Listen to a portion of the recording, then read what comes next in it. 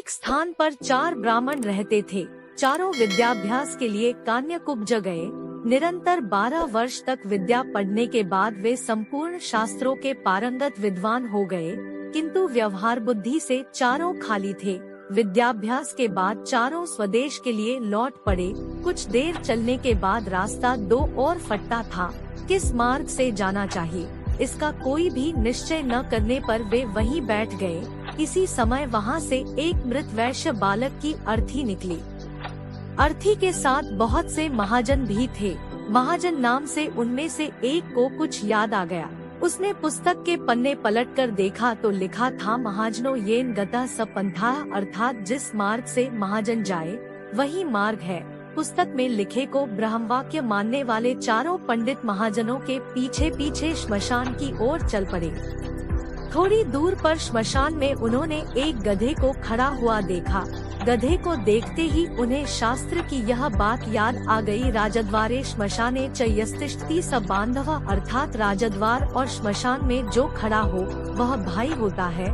फिर क्या था, चारों ने उस श्मशान में खड़े गधे को भाई बना लिया। कोई उसके गले से लिपट गया तो कोई उसके पैर धोने लगा।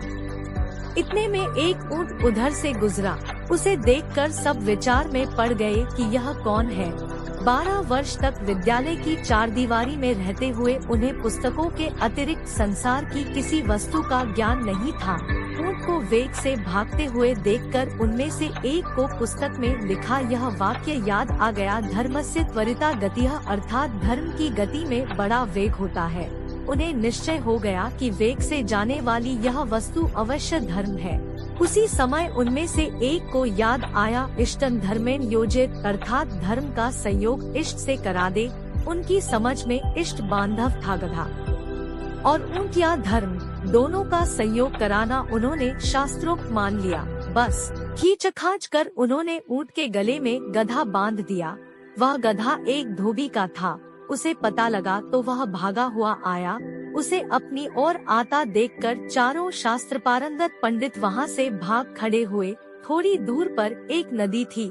नदी में पलाश का एक पत्ता तैरता हुआ आ रहा था।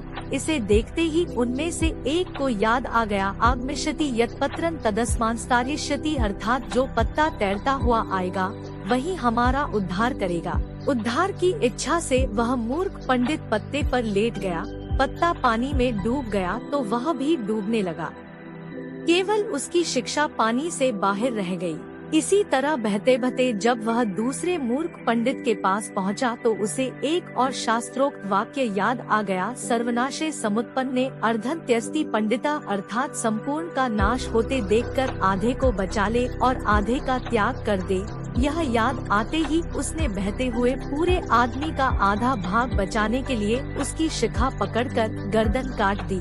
उसके हाथ में केवल सिर का हिस्सा आ गया। देह पानी में बह गई।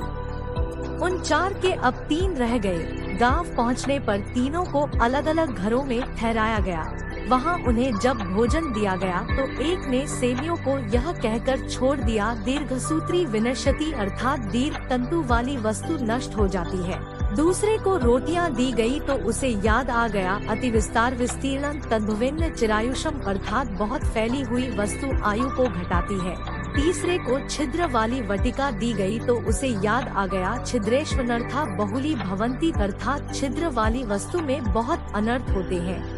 परिणाम यह हुआ कि तीनों की जगनसाई हुई और तीनों भूखे भी रहे। सीख, व्यवहार बुद्धि के बिना पंडित भी मूर्ख ही रहते हैं। व्यवहार बुद्धि भी एक ही होती है। सैकड़ों बुद्धियां रखने वाला सदा डामाडोल रहता है।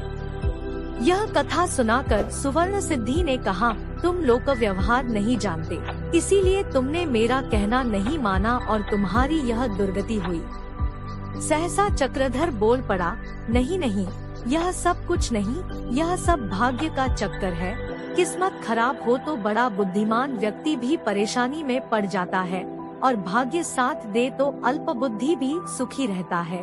जैसे शतबुद्धि और सहस्त्र बुद्धि को तो मछुए पकड़ कर ले गए, जबकि एक बुद्धि जल में आनंद से विहार करता रहा।